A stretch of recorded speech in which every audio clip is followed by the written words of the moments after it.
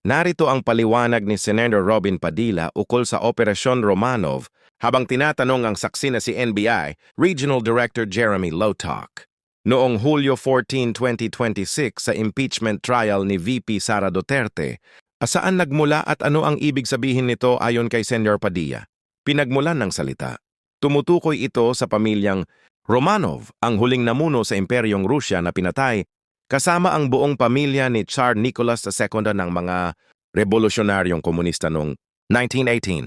Ang kanyang paliwanag, ipinaliwanag niya sa saksi na mga komunista ang pumatay sa pamilyang Romanov. Idinagdag niyang sina Ferdinand Marcos Sr. at dating Pangulong Rodrigo Duterte ay kilala sa pagiging matapang na lumaban sa komunismo sa bansa. Kanyang pananaw, ayon sa kanya, dapat itong intindihin bilang babala na ang pagbanggit sa Romanov ay tumutukoy sa banta sa mga pamilya ng mga namumuno na kalaban ng komunismo. Sa konteksto ng kaso, ipinunto niya na hindi naintindihan ng maayos ang kasaysayan nito habang ang depensa ay nagsabing ito ay planong pumatay sa mga Duterte. Ipinaliwanag ni Padilla na ang pinagmulan ay babala ni Mayor Baste Duterte na inihambing ang kapalaran ng mga Romanov sa pamilya Marcos na kalaunan ay binago ang pagkakahulugan. Siya yon sa saksi, NBI, nilinaw ni Lotok na hindi napatunayan na may totoong Operation Romanov na banta kay VP Sara. Ang pinakaunang pagbanggit ay galing kay Mayor Baste Duterte na tila babala sa pamilya Marcos at binanggit lamang ito bilang banta sa mga Duterte nang magtanong ang vlogger na si Princess Maui noong Nobyembre 2024. Kayo po ngayon ay Regional Director ng NBI sa BARM. Yes, sir. Opo. Yun po ba ay isang promosyon para sa inyo na madala sa BARM? Dahil totoo po ba na kayo ang tinatawag na Golden Boy ngayon sa NBI? I cannot comment on that po, Your Honor. Kasi po ang Nasa BARM po ako. Wala ho ako ngayon sa Opo. main office, sir. promotion po ba yon? Yung napunta kayo sa BARM? Balita ko po kasi ilang beses na kayo na-promote sa NBI. 12 years na po kayo no, sa NBI. Yes, sir. Opo. Ilang beses na po kayo na-promote? Since na pumasok ko ako sa NBI, Opo. sir, from investigation 1, 2, 3 noong 2015, 2016. Well, nung mula ako na pumasok ako sa academy, from investigation 1 hanggang ngayon sa regional director, sir. Ilang beses po yan? Sa isang taon po Sa isang taon? Anong taon po, sir, ang tinutukoy nyo? Bago po kayo napunta sa BARM. Bago ho ako napunta sa BARM, regional director po ako ng Mimaropa, May Maropa. Region 4B, sir. Opo. Kayo po ba ang pumili sa BARM? Na Hindi kayo po, mapunta sir. doon? In the Opo. exigency of service, doon po kami nilalagay kung ano ang tingin ng direktor na makakatulong kami sa bureau. Bakit po kaya naisip ng direktor na sa BARM po kayo? Kayo po ba ay may kaalaman sa Islam? Hindi ko po alam kung ano ang naging basis ng direktor, pero Kayo po mismo. Ang BARM po kasi is Muslim Mindanao. Yes, Your Honor. Opo. Meron po kayong kaalaman sa Islam? In terms of what do you mean kaalaman, sir? Yung Sa religion po ng Islam kasi Muslim Mindanao. So, ibig sabihin, kahit basic po siguro ng Islam, no? Yes, sir. Kahit naman ho sino pwedeng i-assign kahit saang regional office dito sa Pilipinas. Di ba po parang Regional autonomy ang autonomous region ng Muslim Mindanao. So, kailangan man siguro kahit paano meron kayong kaalaman sa Islam. Konti siguro, sir. Ano po yung konti na yun? Well, isa po akong Kristiyano at hindi ko ho malalaman yung kabuuan nung Siguro po dapat meron kayong basic din na knowledge ng Islam. Ano? So, pangalawang tanong po, okay na po yun. Pangalawang tanong po, meron po ba kayong, sa tagal nyo po, sa NBI, 12 years, meron po ba kayong na-encounter na kaso ninyo sa NBI? Kayo po mismo na-filean ng kaso? Your Honor, normal ho sa mga NBI agents na makakasuhan, in fact, maging sa sinumang law enforcement agency, That's the price we pay for doing our job and for protecting the country. As a matter of fact, in the NBI, Your Honor, we avoid the noise. We just finish the job. So sir. ano po yan? Yes? Yes po yan? Yung sagot nyo? Yes? Normal ho yan yun sa amin. So sir. yes po. Attorney Loto, kindly answer the question. Yes, sir. Oh yes. Ano pong, pwede po bang malaman kung ano pong mga naikaso sa inyo? Well, wala ho pa akong natanggap na official case galing sa ombudsman, pero may nakita na ho akong complaint na binigay sa akin from NBI. Hindi ko na humaalala yung sa case na yan. Pero nung chinek po namin yung case na yan, Your Honor, sabi ko doon sa mga kasama ko, tingnan nyo nga yung validity at authenticity ng case na to. Pinuntahan ho namin yung nagnotaryo, I So think meron Makati po, no? Court yun. Yung Makati Court, nag-issue ho ng certification na fake yung notary dyan sa reklamo na yan. So sabi ko, huwag nyo nang pansinin, marami tayong trabaho. Kung fake yung notaryo na yan, mere scrap of paper yan. Huwag na nating pansinin. Although, nag-aantay po ako, Your Honor, na mag-notify sa akin ng OMB kasi sasagutin po namin na eto ho ang nakaalap namin. May 2 Chinese na nagreklamo. Chinek ho namin doon sa BI, yung 2 Chinese na yan, I think, 9 months nang overstay at pinaghahanap din ng... Ano pong kaso po Bureau of yung Immigration. ipinatong sa inyo? Anong kaso? Hindi ko maalala, Your Honor. Meron ho, may mga kaso ho doon na nakalagay. Pero again, sabi Wala ko po nga, kayong isa kahit maalala na ipinatong sa inyo? if I'm not mistaken, arbitrary detention, may ganun ba? May unlawful arrest? Wala ho sa akin ng record kasi nga, sabi ko nga, nung makita namin na fake yung notary, hindi na ho namin binigyan ng pansin, Your Honor. Kasi napakakapal po nitong hawak ko. Wala akong problema, Your Honor. Sasagutin po kakapal. namin yan. Apo. Sasagutin ko Hindi po niyo yan. pa po nasagot magmula noong February 29 Kasi wala pa hong official notice galing sa kung anong ahensya. na nakarating po sa inyo. Wala pa. Wala pa ho. Ang nakuha ko lang, yung kopya niyan, siguro may nagpadala sa akin. Sabi ko, teka muna, wala akong official na nare-receive from OMB. So, nung chinek ho namin, kung nag-i-exist ba yung kaso, fake yung notary, hindi na namin So, binigyan ibig niyo ng pong pansin. sabihin hanggang ngayon, hindi kayo sigurado kung nag-i-exist to. Dapat may notice na ako from ombudsman. Di ba po dapat ang reaction ng isang tao kapag may kaso, harapin? Precisely, Kasi Your Honor. Hinihintay ko nga po yung notice from ombudsman. Na pag meron na hong notice Wala po ang kayong ombudsman- notice hanggang ngayon? Sa Wala pa ombudsman? po, Your Honor. Yun nga ang inaantay ko kasi sasagutin namin kasi meron po kaming certification na fake yung notary. Inaantay ko po, Your Honor. Mas maganda po, maharap nyo kagad. Definitely, hindi ko lalong-lalo namin na po- tatakbuhan yan, sir. Kasi napakahalaga po ngayon nito. Yes, sir. Oo, ito po ay ang pinag-uusapan natin dito ay napakahalaga.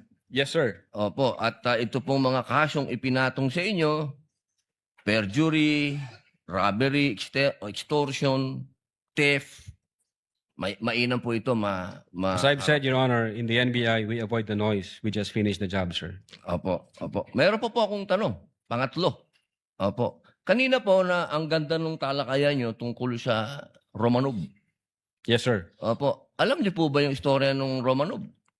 At ang gaganda po ng mga sagutan ninyo, alam niyo po ba yung historical background ng Romanov? Ang alam ko lang po dyan, Your Honor, yun yung nangyari sa, I think, Tsar, kung hindi ako nagkakamali sa Russia. Sa Russia. Opo. Sino po ba yung nakakalaban ng Tsar? Again, hindi ko po maalala, hindi ko po nakita yung buong... Yun. Kasi napakahalaga po malaman ng taong bayan kung sino po ang tinatawag natin na Romanov at sino yung nakalaban nila. Kasi po, katabi ko ang isa sa Marcos family. Yes, sir. Alam naman po natin lahat, batid natin lahat, na si Apo Lakay, Ferdinand Marcos Sr., ang number 1 na lumaban sa komunista dito sa Pilipinas. Batid naman din po natin na ang nag-execute sa Tsar kay Nikolai at sa kanyang mga anak, sa kanyang pamilya, ay ang komunista. Alam mo po ba niyo? Yes, sir. Opo. Ngayon, sino po ba ang pangalawang pangulo na lumaban sa komunista? Sino po, sir? Ay di si Pangulong Rodrigo Roa Duterte. Hindi ba po dapat isipin natin yung Romanov ay tungkol sa threat na pumapasok sa mga pamilya na mga namumuno dito sa ating bayan na lumalaban sa komunista. Komunista po ako Gusto ko lamang pong alamin ninyo. Yes, sir. But well, insofar as the investigation on the issue of whether or not may Romanov or operation of Romanov, ang sabi ko po kanina, nasa intelligence service po namin yan. At I think ang makakasagot po niyan, Your Honor, yung director po namin. Opo, kasi nabanggit nyo kanina sa usapan po ninyo si Baste. Yun Na po yung... sinasabi nyo po kasi kanina sa usapan po ninyo, sa napakagandang usapan, na yung Romanov, hindi na ipapaliwanag kasi kung ano ba yung ugat nun. Napakahalaga po na alam natin yung ugat. Si Presidente Marcos Sr. ang lumaban sa komunista, kaya nagkaroon ng threat noong 1986. Yes, sir.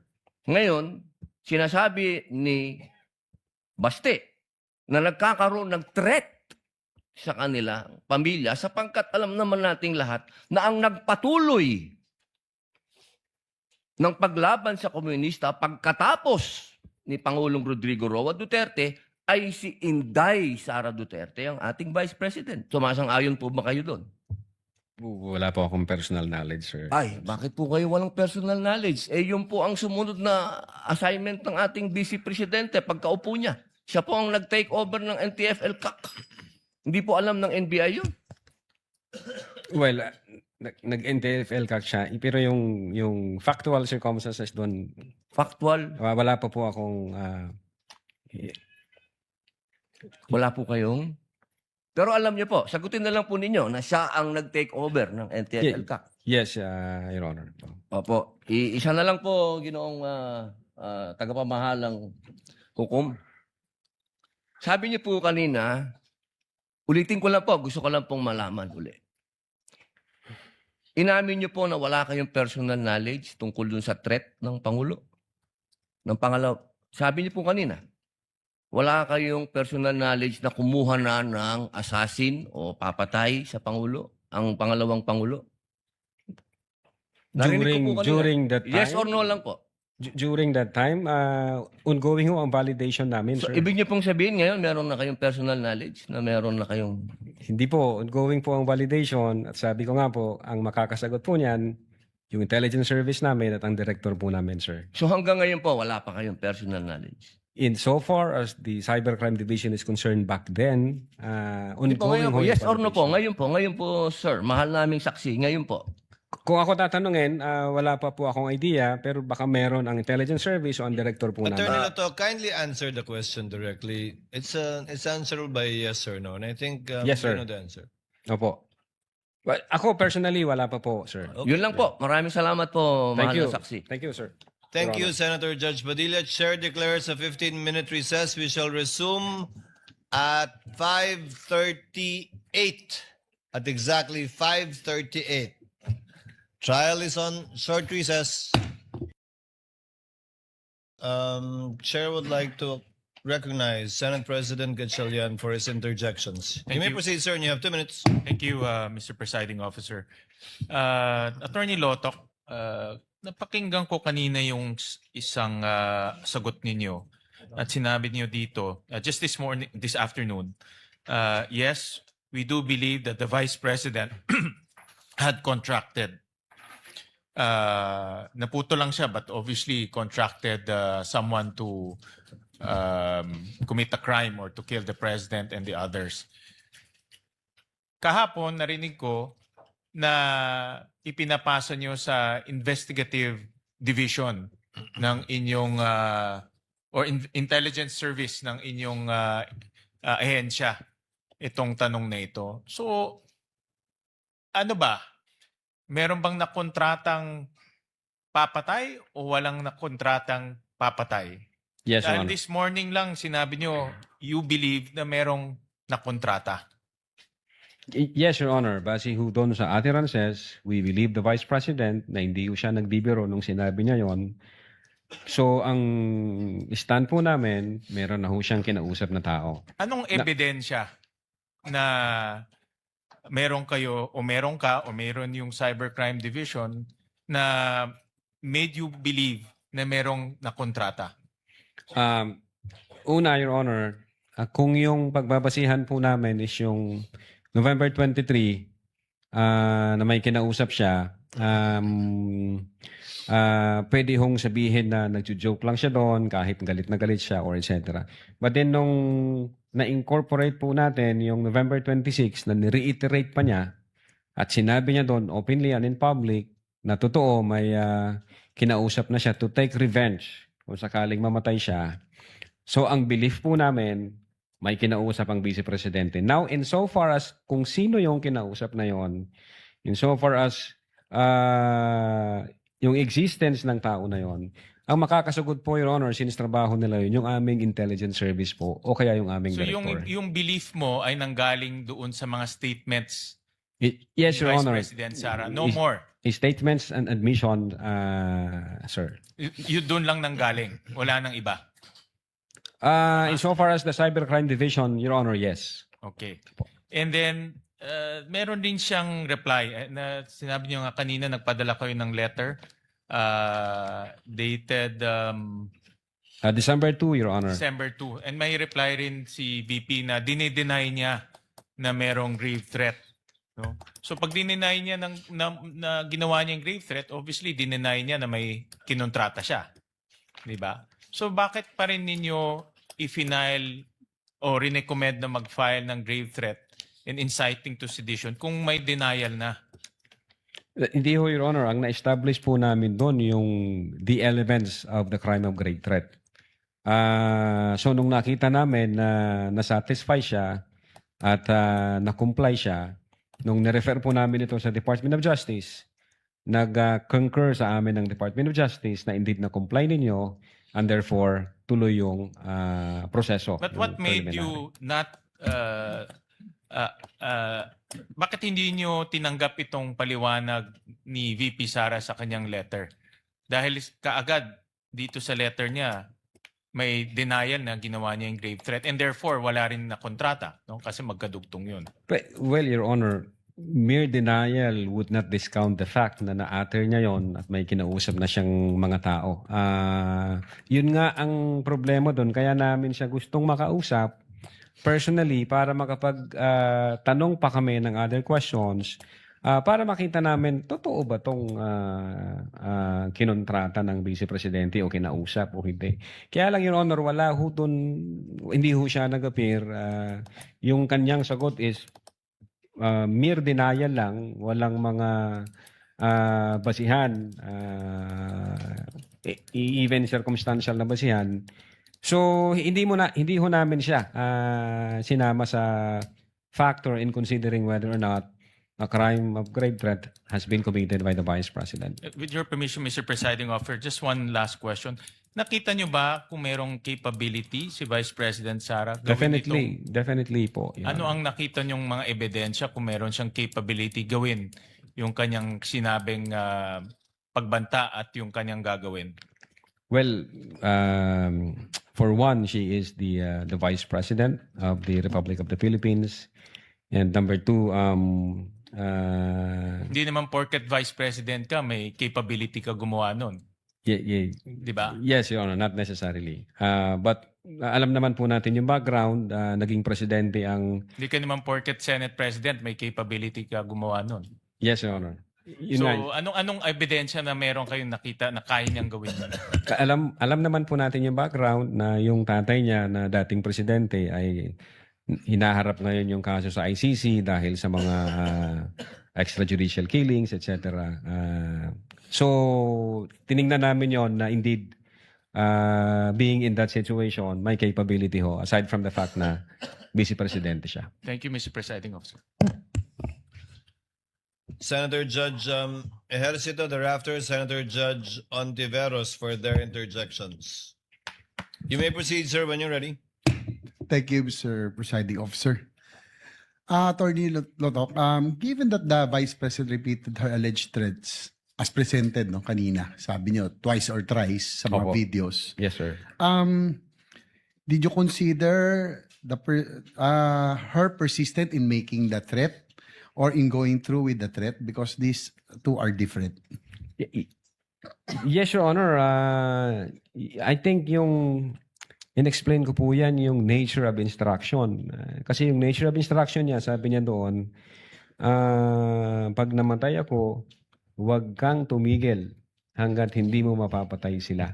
So there, that's indicative of persistence na determined din po ang Vice Presidente na gawin yon at porsigido siya na doon sa kanya mga utterances kasi maliwanag po na sa instruction na hanggat hindi mo sila mapapatay, huwag kang titigil.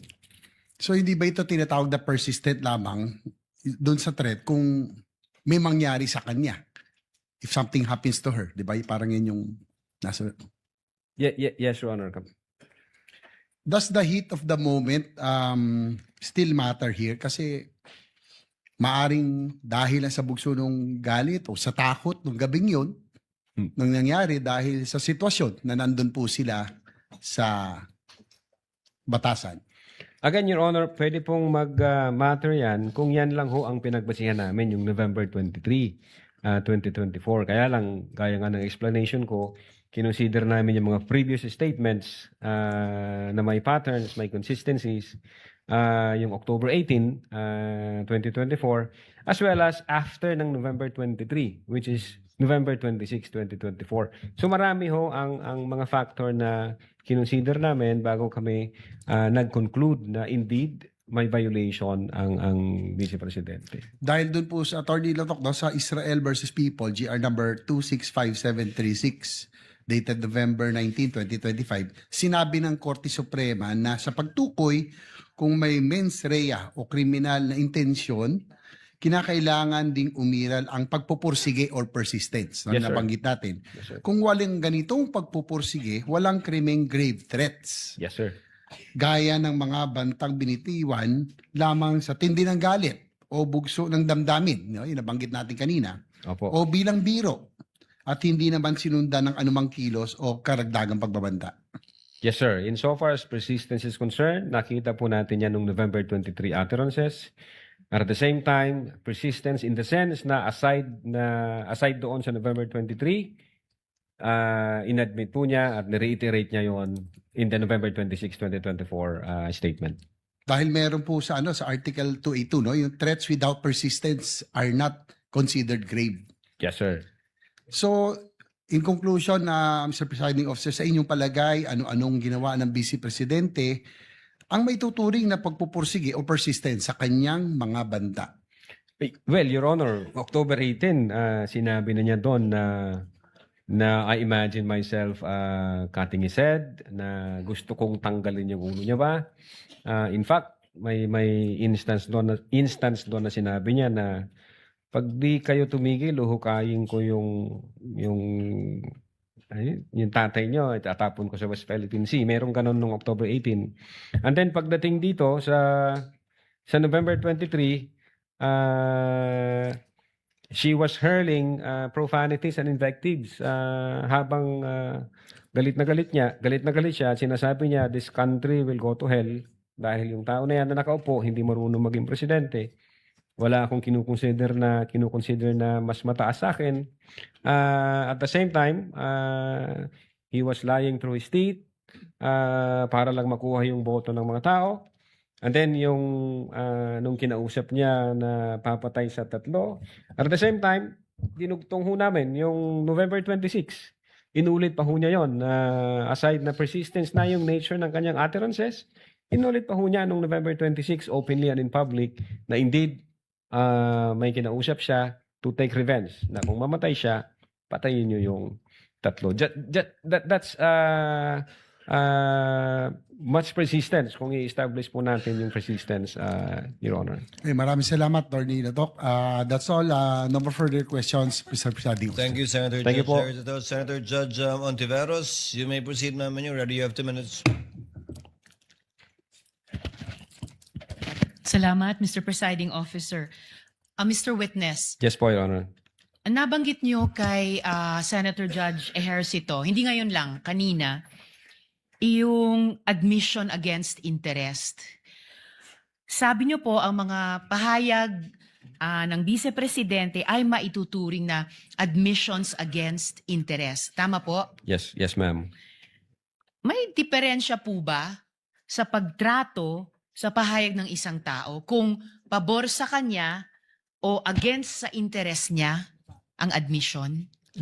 I think so, ma'am. Ano po? Kasi base dito sa issue natin, ang Vice Presidente is abogada, alam na po niya yon na the moment she uttered those kind of statements, pwede ho siyang mag-fall in any criminal violation. So pagdating ho nung November 26, instead of avoiding mentioning those utterances, instead of denying instead of denying that she made those utterances, ang sinabi po niya, ni-reiterate niya, yes, sinabi ko yan, na someone has to take revenge kung sakaling mangyari ito, mamatay ako. Yun po, Your Honor, ang nakita namin. Kaya ako nasabi na admission against interest ho yun. So kung sa halip na i-reiterate niya, i-deny niya yung naunang sinabi, kung sinabi niya na hindi ko talaga minimin yan or may sinabi siyang maituturing na pabor sa kanya, iba po yung pagtrato nyo sa ganyang klaseng pahayag sana. Baka maging iba, Your Honor. Okay.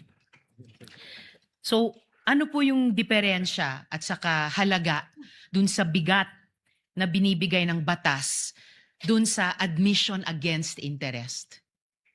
Well, pinapakita ho rito in the natural order of things, hindi ho i-admit ng isang tao yung isang bagay na ikakasira niya o na ikakaharap niya sa isang paglilitis, something like that.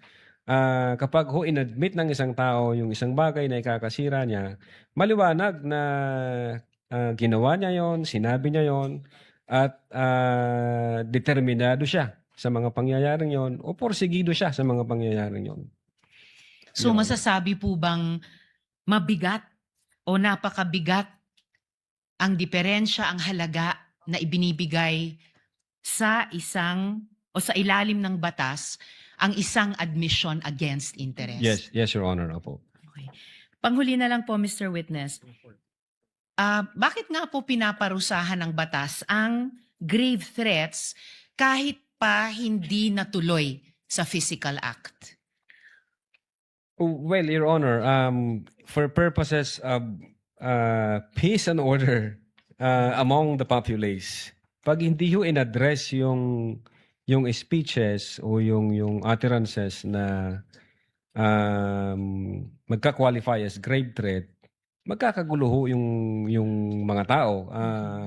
Pwede na lang ho sabihin kahit na sino na papatayin kita pag ito nangyari, gagawin ko to sa iyo pag ito nangyari. So I think the wisdom of the law is to avoid the disorder, the anarchy, and the chaos that it would create, Your Honor.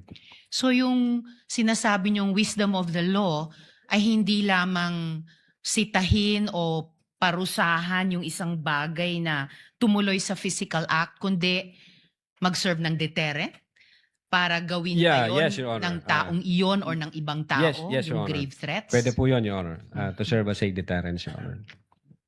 So may preventive na value din nakikita kayo Yes po, Your Honor. bukod sa curative. Opo, Your Honor. Alright. Salamat po, Mr. Witness. Salamat po, Presiding Officer. Thank you, Senator Judge Antiveros. Senator Judge Rafi Tulfo, thereafter Senator Judge Alan Cayetano before the recross of counsel for respondent, if any. Senator Judge Tulfo, you may proceed and you have 2 minutes. Thank you, Mr. Presiding Officer. Mr. Witness, aware ba kayo at one point in time, I just don't remember what date was it, na pinulled out yung certain numbers of security personnel ni BP Sara? Yes, Your Honor. Based on the news, may nakita po kami noon. When was that? When did it happen? 2024 yata, yung 75 PNP personnel Correct. from BPSPG, sir. Was that before the utterance of BP Sara in sa press con or after? Before, sir. Before. I think that's before, sir. So would it be possible na because of that, nakapag-isip siya na meron threat against her life because yung security niya being pulled out and walang binigay na reason kung bakit, kaya maaaring iniisip niya na, well, medyo sabi nga sakali na praning at Very much possible, sir. Yun po. but hindi niyo ba inimbestigahan bakit na pinull out yung security details niya? May nakita ho kami, sir, doon sa November 26 na video, kung nalimutan ko lang yung timestamp niya, may sinasabi siyang issue sa security niya doon nga sa BPSPG, parang from military attached unit, ginawang under na ng Presidential Security Command. I'm not familiar with that. So, doon ho yung... Okay. Sino pong nag-cause ng pull out? Sino pong nag-utos? Saan galing yung utos? Hindi ko ho siya masyado. Pero I think part ng reorganization, Your Honor, ng PSG, if I'm not mistaken. Part ng reorganization. So, ilan po yung na-pull out? 75. Na Hindi ko po alam personnel. kung yan yun. Ang sinasabi ko po, Your Honor, yung dating BPSPG is under ng attached Okay. unit ng Armed Forces of the Philippines, kung di ako nagkakamali. And then, inilagay na siya sa ilalim ng Presidential Security Command. Yun po yung sinabi ng Vice Presidente during November 26 na security threat dahil dun sa event na yun. Yun po yung tiningnan din namin yan. Pati nga yung 75 personnel. Kaya lang again, hindi po siya sufficient na mag-establish ng apparent violation of any criminal offense. Kasi nga, para siyang normal na function ng agencies and departments. Yeah, Mr. Witness, yung sa akin na kasi yung pag-pull out ba ng security, was it sudden? Did it, I mean, ano yung naging dahilan? At kanino galing yung order para i-pull out yung ilang numbers of security details niya, particularly PNP, and then sabi nyo nga, yung sa PSG, nabawasan din ba base sa inyong investigasyon? Bakit nga po nangyari yon? Yung sa Anong nag-trigger noon? Opo, yung sa 75, ang naalala ko po sa news, parang inilipat ho sila, Your Honor, sa Manila kasi mayroong issue ng kailangan nilang i-augment dahil may peace and order issue sa Manila. So yun ang nakita kong na nasa news na ginawa ng PNP o reason ng PNP bakit mayroong ganong pull out. Then nung nakita ko namin, ilan na lang yung natira sa Vice Presidente. Nung chinek ko namin yung news, yung per record ng COA, if I'm not mistaken, meron pa siyang 335 na security personnel. So marami pang naiwan. Yes po, Your Honor. And Okay. in fact, kung di ako nagkakamali, narinig ko po yung sinabi ni Honorable Boying Rimulya na yung bilang na yan, mas marami pa doon sa bilang ng mga security personnel ng Presidente. Mhm. So nakita ko namin na hindi siya sufficient para maging valid basis ng investigation. Hindi ko katulad dito sa threat against the President na apparent po yung utterances na nangyari. Okay, dalawang katanungan na lamang, Mr. Witness. So, base sa inyong investigasyon at karanasan, ilan ba dapat ang security detail ng isang Vice President? So, sorry po, Your Honor, wala po akong idea kung ilan Okay. po dapat yung... Last na lamang. So, nung na-pull out yung ilan sa mga security personnel niya, sabi niyo nga 75, right? Sa PNP and then meron pa atay sa PSG. Nagreklamo ba siya? Sa inyong pagkakaalam? Doon sa November 26, Your Honor, I think ang isa sa issue niya na may threat sa security is yung paglipat ng BPSPG from attached unit ng AFP na maging under siya ng Presidential Security Command. Yun po yung narinig namin. Pero yung dito sa 75 personnel, insofar as I'm concerned, wala akong nakita sa reports, sa news, sa social media na nagreklamo siya na nawala yung 75. Pero baka maliho ako, baka mayroon akong hindi nakita. Pero insofar as I'm concerned, wala akong nakita sa news na nagreklamo siya dun sa 75 transfer ng PNP personnel from BPSPG dinala doon sa Manila, Your Honor. At hindi na siya nag-request ng augmentation o dagdag doon sa mga nawala na security detail. Mukhang hindi na po, Your Honor. Wala ko kaming nalaman kung may ni-request ba siyang dagdag. So is it possible na dahil doon sa pag-pull out ng security details, nasabi ko na kanina, tanong ko na again one more time, na yun probably ang tinitingnan na reasons ng mga sumusuporta sa kanya, siya or anybody sa circle niya na eto na siguro yon. Tama po kayo, Your Honor. Thank you. Senator Judge Alan Cayetano, you have 2 minutes, sir.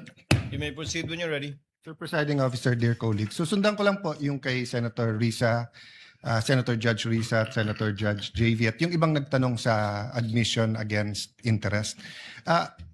You stated this already, but just for the record, you viewed the whole video, right? The whole 2-hour video. The November 23, Yes. sir. Yes. Yeah, isang beses, sir. Isang beses lang. Yes, sir. Okay. And how many times there has the Vice President made admissions against her interest? No, sir, ang tinutukoy ko po ang admissions against interest doon sa November 26, sir. No, sabi mo yung November 23 din na ayaw ng defense gamitin contracted. So yung kinausap is also an admission against her interest, di ba? Di, sir, ang sinasabi ko pong admissions against interest, yung November 26 video po, sir. Na sinasabi niyang totoo yun at hindi niya Yes, sinasabi. sir. Okay. Opo. So doon sa November 23, may nakita ka doon na admissions against interest? Insofar as I'm concerned, na nireiterate niya. Hindi, not reiterate. Siguro para malinaw, in your mind or as a lawyer or as an NBI agent, what is an admission against interest? Yun nga po, yung ini-explain ko po kanina. Ito po yung isang bagay na ginawa ng isang tao na... Hindi ginawa, sinabi. Sinabi Kasi ng, it's admission eh. Apo, sinabi ng isang tao na ikakasira niya, but then instead of denying na sinabi niya yon, inadmit pa niya ito, ni-reiterate Okay, niya. very clear yon. And you and Agent John Mark Kalilong said that the basis of the investigation was the November 23 video, the basis sa inyong affidavit of investigation sa nag-file ng kaso is certain portions of the November 23 video. As well as So, the November, as well as the As well as October 8, other evidence. Okay. Apo. Sa November 23, ilan ang admission niya against interest?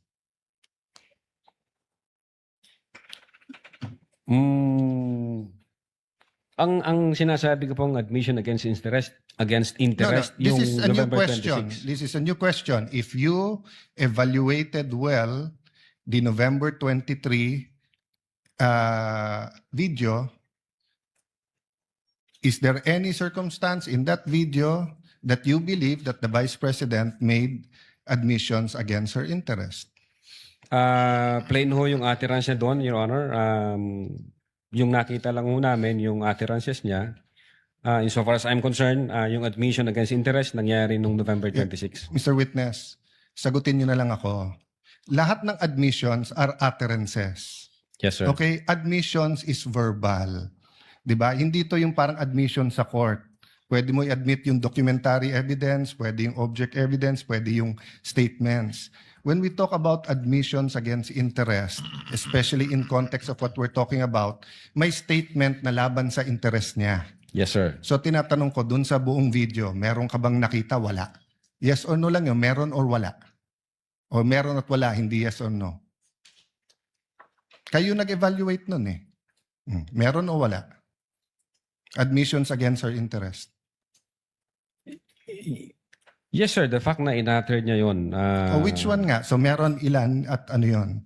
A little leeway, Mr.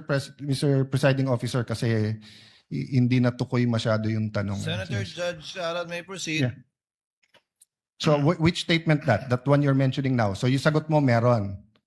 Ang understanding ko, sir, nung sinabi ko yan, I'm referring to the November 26, 2024. Mr. Witness, paulit-ulit tayo. Yes, sir. Burahin mo na yung pinag-uusapan natin you're referring to. I'm asking you a direct question.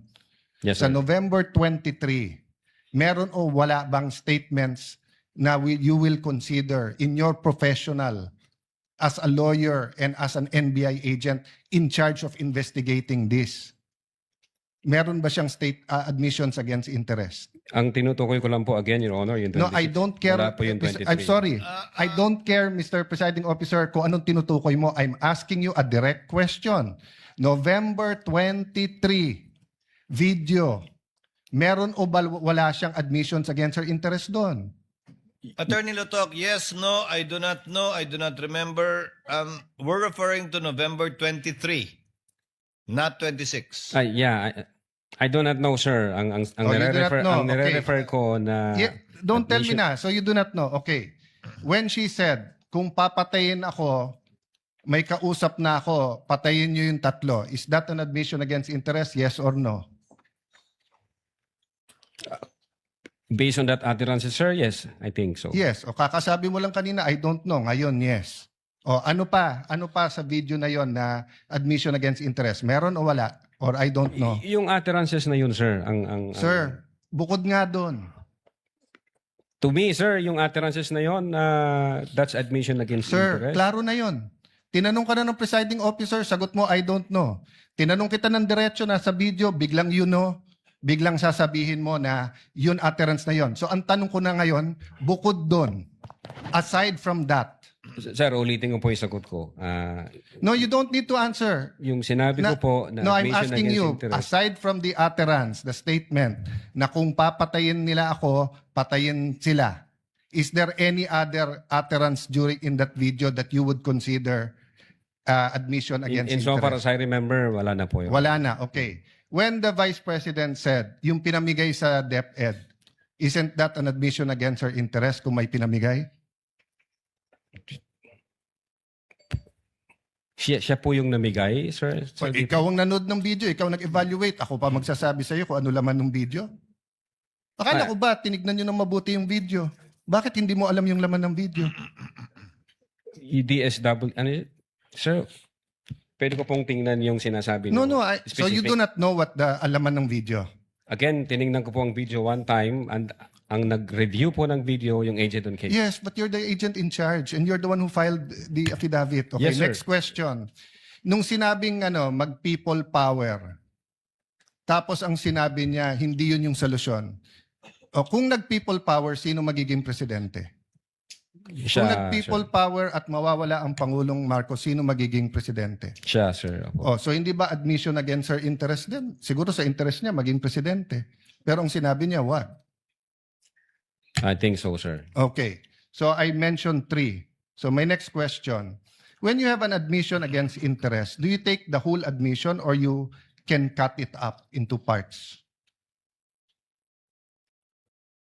Again, Your Honor, yung If my admission against interest is 1 sentence or 1 paragraph or 3 sentences, can you take 1 sentence and say yun lang yung admission and the 2 other sentences are not?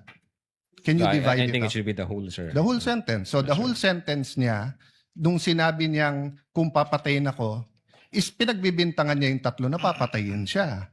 So if you say it's an admission against interest and you believe it, you also have to believe na papatayin siya nung 3. The same thing, if you're going to say na namudmud siya sa DepEd, ang sinabi niya galing sa First Lady yung pera. So you're also going to have to believe that. So if you're going to believe her, na yung ibang sinabi is seditious, ngayon sinabi nga niya, hindi solusyon ng people power. So as the evaluator, bakit hindi consistent yung evaluation niyo nung video? No, I think yung in so far as people power is concerned, I think sinabi niya yata na, yes ma'am, natutuwa ako dun sa ginagawa niyo. Hindi. Your Honor. Pwede ko pong ulitin. Your Honor. Let the record speak for itself. It's on Yes, Your page 26. Same paragraph nung sinabi niyang papatayin, no? But having said that, last question, no? Bakit sa cybercrime ni-refer? Ba't hindi sa anti-terrorism or sinabi mo meron intel group? Bakit sa cybercrime? Your Honor, my cyber aspect po kasi yung violation. Okay. What are the aspects of the alleged threat? One is the cybercrime grave threat. The other one is a possible assassination threat, right? No, Your Honor. Yung sinasabi kong my cyber aspect, the utterances was made through through cyber. And the by... utterance, in accordance with you, constitute grave threat. Yes, sir. But if she meant it, and if it is true, and if it is accurate, it's also an assassination plot, isn't it? Kung totoo yung utterance niya, napapapatay kita, may kausap na ako, hindi ba assassination plot yun? Maybe, sir, yes. No, hindi maybe. NBI kayo nag-aano eh. May nagsabi sa presidente, papatayin kita. How much plain can that be as an assassination plot? That's why, sir, may validation process. That's sir. why may validation. Kaya yung tanong ko, ano ba mas mabigat, yung assassination plot o yung cyber aspect? No, Your Honor. No, diretso yung tanong. Hindi no. Anong mas mabigat? It's a direct question. If you were NBI director now or whatever, you were PNP chief, dalawang iniimbestigahan mo, yung cyber aspect na pwedeng cyber libel, pwedeng grave threat, at yung assassination plot, ano mas mabigat sa dalawa? Ano yung prioritize mo? Your Honor, yung cyber aspect, based on the law, mag-a-add siya ng 1 degree higher doon sa... So, magdidebate tayo kung anong higher, papabayaan mong mapatay ang presidente. Kindly wind up, Senator Yes, Judge. I'm winding up. The point I want to make, Mr. President, is whether I was the PSC, the Executive Secretary, NBI, or an ordinary citizen, my first concern is wag mapatay ang presidente. Yes, sir. But instead of the NBI director taking it upon himself, giving it to the anti-terrorist or to the intelligence, sa cybercrime binigay. Your Honor, again, uulitin ko, yung utterances was made through information and So, communication technology. Kaya may I hope if jurisdiction any on one of my cybercrime colleagues here division. become president, magbago yung attitude ng NBI. Mas importante pala cyber kaso sa buhay ng presidente. Not necessarily, Your Thank you, Honor. Mr. President.